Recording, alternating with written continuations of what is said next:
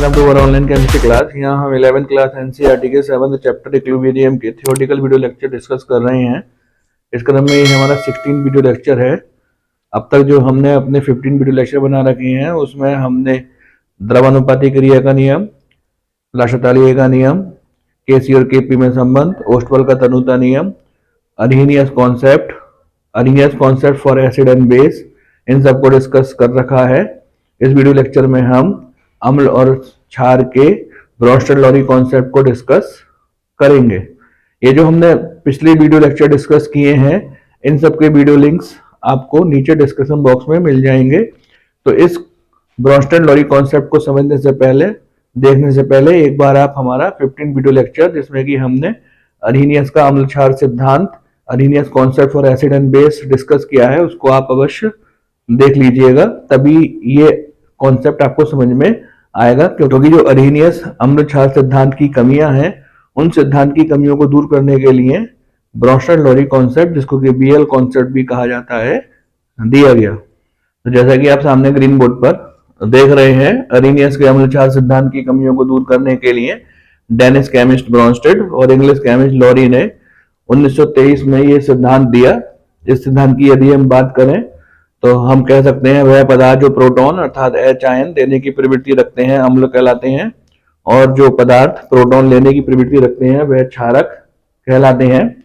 पहली दृष्टि में आपको ये जो कॉन्सेप्ट है वह अरहीनियस कॉन्सेप्ट के समान ही लग रहा होगा, क्योंकि अरहीनियस कॉन्सेप्ट में हमने पढ़ा था अम्ल वह पदार्थ होते हैं जो जल में प्रोटॉन देते हैं।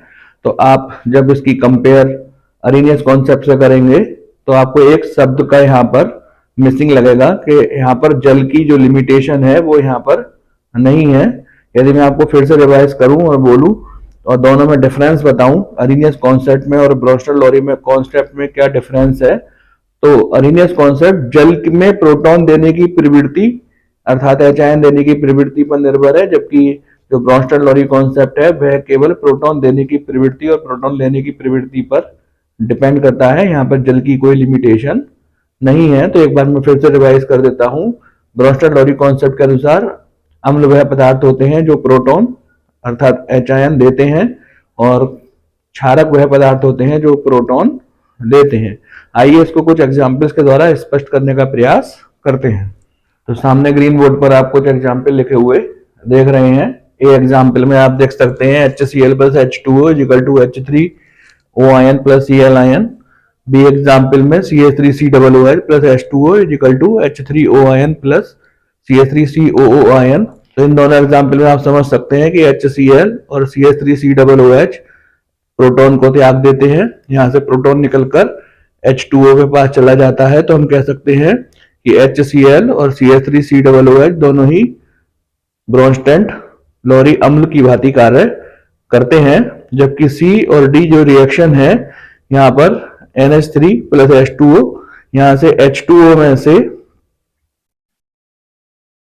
H आयन निकल करके NH3 के पास चला जाता है और NH4 आयन बनता है। तो हम यहाँ पे कह सकते हैं कि NH3 क्योंकि प्रोटॉन ग्रहण करता है इसलिए ये ब्रोंस्टेड-लॉरी क्षार के समान कार्य करता है। और ऐसा ही हम डी एग्जाम्पल में भी कह सकते हैं कि CO3 ion plus H2O equal to HCO3 ion plus OH ion. यहाँ पर जल में से H आयन निकल के CO3 की ओर चला जाता है, तो हम कह सकते हैं कि यहाँ पर CO3 क्षार की भांति कार्य करता है। और यही बात यहाँ पर फर्स्ट और सेकंड पॉइंट में लिखी है।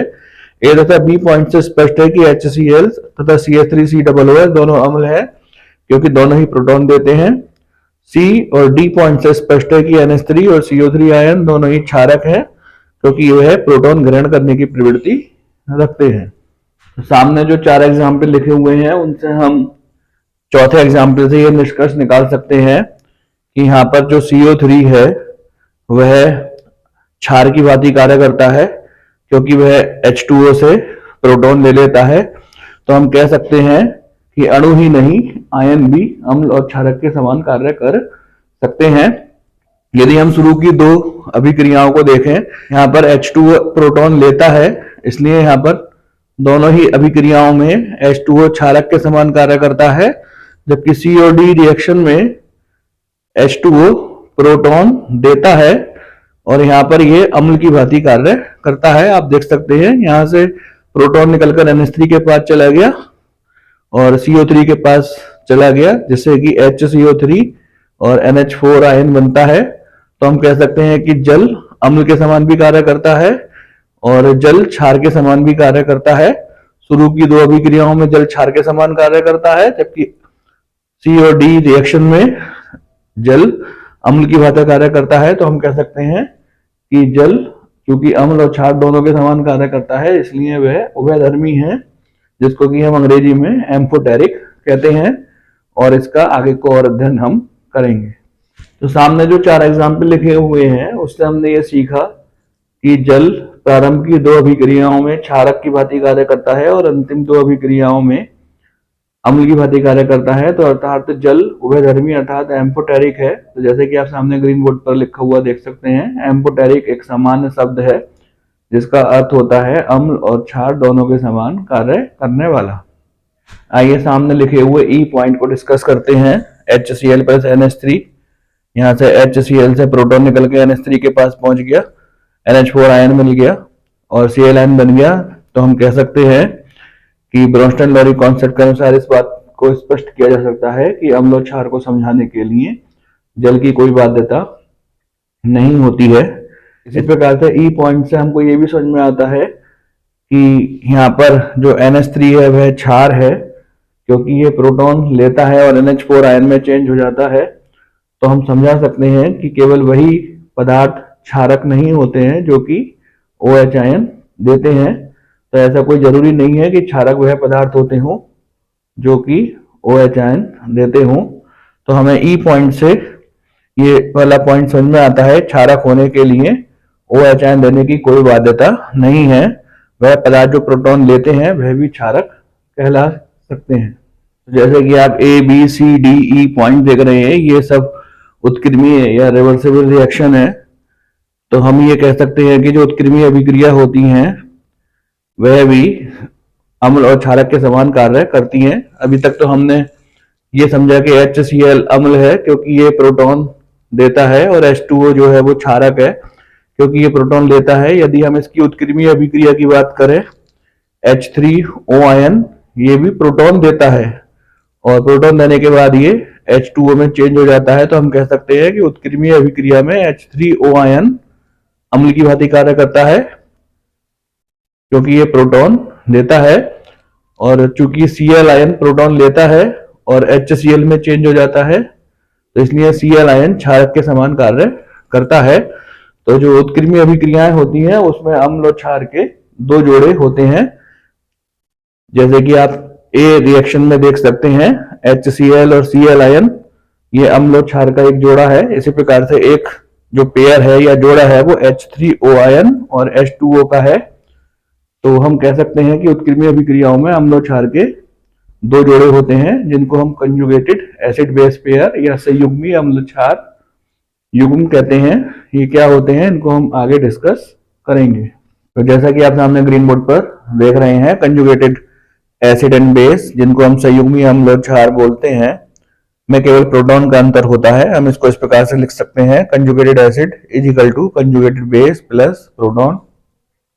सामने कुछ एग्जाम्पल्स भी लिखे हुए हैं, यदि आप इन एग्जाम्पल्स को डिस्कस करें तो प्रत्येक उत्क्रमणीय अभिक्रिया में रिवर्सिबल रिएक्शन में अम्ल और क्षार के जोड़े होते हैं। जैसे कि यहाँ पर HCl एक अम्ल है क्योंकि ये प्रोटॉन दान में देता है और इसका जो संयुग्मी क्षार है वह Cl आयन है।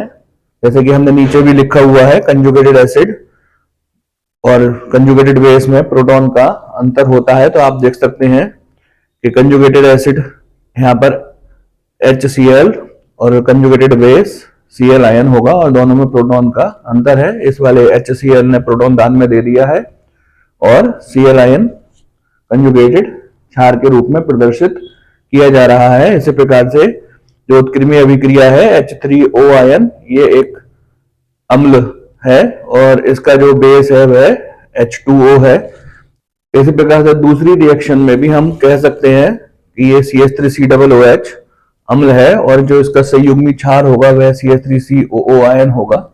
इसकी उत्क्रमणीय अभिक्रिया की बात करें तो H3O आयन अम्ल है और इसका जो संयुग्मी क्षार होगा वह H2O होगा। जो सी रिएक्शन आप यहाँ पे लिखी हुई देख रही हैं, यहाँ पर H2O अम्ल है और इसका जो संयुग्मी क्षार होगा वह OH आयन होगा। उत्क्रमणीय अभिक्रिया में NH4 आयन अम्ल की भांति काम करेगा क्योंकि ये प्रोटॉन देगा, जबकि इसका जो संयुग्मी क्षार होगा वह NH3 होगा। तो ये जो आप सब सामने लिखे हुए देख रहे हैं, इनको हम अम्ल एक कह सकते हैं और इस अम्ल एक का जो संयुग्मी क्षार होगा वह क्षार एक होगा। इसी प्रकार से यदि हम उत्क्रमणीय अभिक्रिया की बात करें तो ये अम्ल दो होंगे। यहाँ पे जो आप सब लिखे हुए देख रहे हैं, H3O ion, H3O ion, NH4 ion, HCO3 ion, NH4 ion, ये अम्ल दो होगा और इसका संयुग्मी क्षार ये सब होंगे H2O, NH3, CO3 ion, NH3। तो इस प्रकार से यहाँ पर हमने संयुग्मी अम्ल क्षार जोड़े प्राप्त कर लिए। इस सभी अम्लों का संयुग्मी क्षार ये सब होंगे और इन सभी अम्लों के संयुग्मी क्षार ये जो यहाँ पे आप लिखे हुए देख रहे हैं, इन सभी के संयुग्मी क्षार ये जो ऊपर है इनके वह होंगे। तो संयुग्मी अम्ल क्षार या कंजुगेटेड एसिड बेस पेयर ऐसे अम्ल और क्षार के जोड़े होते हैं जिनमें कि प्रोटॉन का डिफरेंस होता है। यहाँ पर जो संयुग्मी अम्ल होता है वह प्रोटॉन देता है और संयुग्मी क्षार प्रोटॉन लेता है। इसको आप सिंपली इस तरीके से इंडिकेट कर सकते हैं, conjugated acid is equal to conjugated base plus H ion. ये जो प्रोटॉन होगा ये यहाँ से कंजुगेटेड एसिड से प्राप्त होगा। आइए सामने ग्रीन बोर्ड पर लिखी हुई एक और रिएक्शन की स्टडी करते हैं। यहाँ पर HClO4 की अभिक्रिया हम H2SO4 तक कराते हैं तो H3SO4 आयन और ClO4 आयन प्राप्त होते हैं। यहाँ पर दोनों ही अम्ल है, HClO4 और H2SO4 दोनों ही अम्ल है।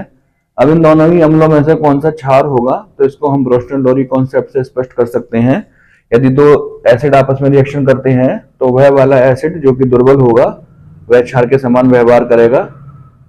यहाँ पर H2SO4 दुर्बल अम्ल है तो हम कह सकते हैं कि यह क्षार के समान कार्य करेगा और ये अम्ल के समान कार्य करेगा। HClO4 प्रोटॉन देगा तो इस HClO4 का अम्ल का जो संयुग्मी क्षार होगा वह ClO4 आयन माइनस का एक आवेश होगा और H2SO4 क्षार का जो संयुग्मी अम्ल होगा वह H3SO4 आयन होगा।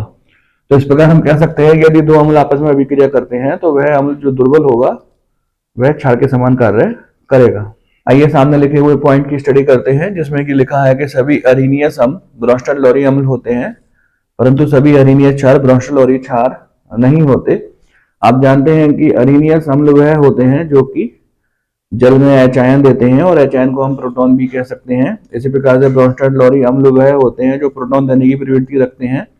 तो पहली लाली लाइन आपको समझ में आ गई होगी कि सभी अरीनियस अम्ल ब्रोंस्टन-लोरी अम्ल होते हैं क्योंकि जो अरीनियस अम्ल होते हैं उनकी प्रवृत्ति जल में H आयन देने की होती है और जो ब्रोंस्टन-लोरी अम्ल होते हैं उनकी प्रवृत्ति प्रोटॉन देने की होती है। तो दोनों में सिमिलरिटी है। यहाँ पर लिखा हुआ है कि सभी अरीनियस क्षार ब्रोंस्टन-लोरी क्षार नहीं होते। आप जानते हैं कि अरीनियस क्षार वह होते हैं जो जल में हाइड्रोक्साइड आयन देते हैं, लेकिन इसके विपरीत ब्रोंस्टन-लोरी क्षार वह होते हैं जो कि प्रोटॉन लेने की प्रवृत्ति रखते हैं। तो ये कोई आवश्यक नहीं है कि जो अरीनियस क्षार हो वह ब्रोंस्टन-लोरी क्षार के समान भी कार्य करे। तो अपने कॉन्सेप्ट को हम इन दो एग्जाम्पल्स के द्वारा स्पष्ट कर सकते हैं। आप पहले एग्जाम्पल में देख रहे होंगे कि यहाँ पर HCl अरीनियस अम्ल है क्योंकि ये जल में हाइड्रोजन देता है और इसको हम ब्रोंस्टन-लोरी अम्ल भी कह सकते हैं क्योंकि ये प्रोटॉन त्यागने की प्रवृत्ति रखता है। दूसरी ओर यहाँ NaOH अरीनियस क्षार है क्योंकि ये जल में OH आयन देता है, लेकिन ये ब्रोंस्टन-लोरी क्षार नहीं है क्योंकि ये प्रोटॉन लेने की प्रवृत्ति ये नहीं रखता है। तो ऊपर लिखा हुआ जो पॉइंट है वो आपके समझ में आ गया होगा। इसको मैं फिर से रिवाइज करा देता हूँ कि सभी अरीनियस अम्ल ब्रोंस्टन-लोरी अम्ल होते हैं परंतु सभी अरीनियस क्षार ब्रोंस्टन-लोरी क्षार नहीं होते। आइए संयुग्मी अम्ल क्षार कॉन्सेप्ट को समझने के लिए एनसीईआरटी के एग्जाम्पल नंबर 7.12 की स्टडी करते हैं जिसमें कि वह कहता है निम्नलिखित ब्रोंस्टन-लोरी अम्लों के संयुग्मी क्षारक क्या होंगे। ये सब उसने ब्रोंस्टन लॉरी अम्ल दे रखे हैं और इनके संयुग्मी क्षारकों को वह पूछना चाहता है। तो इनका आप आयोनाइजेशन कर दीजिए H ion plus F ion. तो हम कह सकते हैं कि यदि HF अम्ल है तो इसका जो संयुग्मी क्षार होगा वह F आयन होगा। इसी प्रकार से H2SO4 का भी आयनन कर दीजिए। इसका आयन हम इस प्रकार से करेंगे H ion plus HSO4 ion. तो यदि H2SO4 अम्ल है तो इसका संयुग्मी क्षार HSO4 आयन होगा। इसी प्रकार से HCO3 माइनस के एक आवेश का भी आयनन कर दीजिए H ion plus CO3 minus के दो आवेश। यदि HCO3 अम्ल है तो इसका जो संयुग्मी क्षार होगा वह CO3 माइनस के दो आवेश संयुग्मी क्षार होगा, क्योंकि आप ऊपर ब्लॉक में लिखा हुआ देख रहे हैं संयुग्मी अम्ल इक्वल टू संयुग्मी क्षार प्लस प्रोटॉन। आइए एग्जाम्पल नंबर 7.13 की स्टडी करते हैं, जिसमें कि वह कहता है निम्नलिखित ब्रोंस्टन लॉरी क्षारकों के संयुग्मी अम्ल क्या होंगे। यहाँ पे इसने कुछ क्षारक दे रखे हैं NH2 ion, NH3, HCOO ion और इनके संयुग्मी अम्ल पूछ रहा है। तो हम जानते हैं कि यदि हम क्षारकों में प्रोटॉन जोड़ दें तो हमें उनके संयुग्मी अम्ल प्राप्त हो जाते हैं। तो यहाँ पर NH2 आयन में हम प्रोटॉन जोड़ देंगे और इस प्रकार NH2 आयन का संयुग्मी अम्ल हमको NH3 प्राप्त हो जाएगा। इसी प्रकार से NH3 में हम प्रोटॉन जोड़ देंगे और इसका संयुग्मी अम्ल हमको NH4 आयन प्राप्त हो जाएगा। और HCOO आयन में भी हम प्रोटॉन जोड़ देंगे और इस प्रकार इसका संयुग्मी अम्ल हमको HCOOH प्राप्त हो जाएगा। यहाँ पर ये सब क्षारक हैं और इनके संयुग्मी अम्ल यहाँ पर लिखे हुए हैं। आइए सामने लिखे हुए NCERT के एग्जाम्पल 7.14 को डिस्कस करते हैं। H2O, HCO3 माइनस के एक आवेश, HSO4 माइनस के एक आवेश, NH3 ब्रोंस्टन लॉरी अम्ल तथा क्षारक दोनों के समान कार्य करते हैं। प्रत्येक के लिए संगत संयुग्मी अम्ल तथा क्षारक लिखिए। तो आप जानते हैं कि यदि हम इन सभी यौगिकों और आयनों में प्रोटॉन जोड़ देंगे तो उनके संयुग्मी क्षारक हमको प्राप्त हो जाएंगे, और यदि हम इनमें से प्रोटॉन निकाल लेंगे तो हमें इन सबके संयुग्मी अम्ल प्राप्त हो जाएंगे। तो आप जानते हैं कि यदि इन सभी यौगिकों में से और आयनों में से हम प्रोटॉन त्याग देंगे तो हमें इन सबके संयुग्मी क्षार प्राप्त हो जाएंगे। तो H2SO4 यदि अम्ल है तो इसका संयुग्मी क्षारक OH आयन होगा। HCO3 माइनस का एक आवेश यदि अम्ल के समान कार्य करता है तो इसका संयुग्मी क्षारक CO3 माइनस के दो आवेश होंगे। HSO4 माइनस का एक आवेश यदि अम्ल के समान कार्य करता है तो इसमें से प्रोटॉन निकाल दीजिए और इसका संयुग्मी क्षारक SO4 माइनस के दो आवेश प्राप्त हो जाएगा। इसी प्रकार से यदि NH3 अम्ल के समान कार्य करता है तो इसमें से प्रोटॉन निकाल दीजिए तो NH2 माइनस का एक आवेश संयुग्मी क्षारक के रूप में प्राप्त हो जाएगा। तो हम कह सकते हैं कि H2O यदि अम्ल के समान कार्य करता है तो इसका जो संयुग्मी क्षारक है वह OH आयन है। ऐसा ही HCO3 माइनस के एक आवेश के लिए कहा जा सकता है, और ऐसा ही HSO4 माइनस के एक आवेश का संयुग्मी क्षारक SO4 माइनस के दो आवेश, और NH3 का जो संयुग्मी क्षारक होगा वो NH2 माइनस का एक आवेश होगा। यदि H2O HCO3 माइनस का एक आवेश, HSO4 माइनस का एक आवेश, NH3 क्षारक के समान कार्य करते हैं और यदि हम इनके संयुग्मी अम्ल ज्ञात करें तो इन सब में हम प्रोटॉन जोड़ देंगे और इस प्रकार से हमको इनके संयुग्मी अम्ल प्राप्त हो जाएंगे। तो यदि H2O HCO3 माइनस का एक आवेश, HSO4 माइनस का एक आवेश, NH3 क्षारक के समान कार्य करता है तो इनके जो संयुग्मी अम्ल होंगे वो इन सब में प्रोटॉन जोड़ करके हम ज्ञात कर सकते हैं। H2O अगर क्षारक के समान कार्य करेगा तो इसका संयुग्मी अम्ल H3O आयन होगा। HCO3 माइनस के एक आवेश का संयुग्मी अम्ल H2CO3 होगा।